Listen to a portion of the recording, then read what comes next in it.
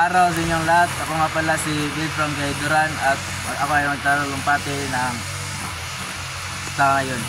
Ang edukasyon ay isang mahalagang pundasyon ng ating buhay. Ito ang susi na nagbibigay ng kaalaman, kasanayan at pag-asa para sa kinabukasan ng kabataan sa pamamagitan ng pag-aaral. Natuto tayong mangarap, mag-isip at gumawa ng tamang desisyon sa ating buhay. Ang edukasyon ay hindi lamang tungkol sa libro o grado, tinuturuan din tayo nito ng disiplina, respeto at pagpapahalaga sa iba. Dito natuto ang mga kabataan sa harapin ang hapon ng buhay at maging handa sa anumang pagsubok.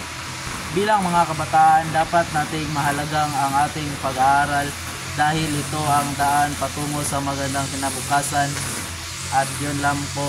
Salamat.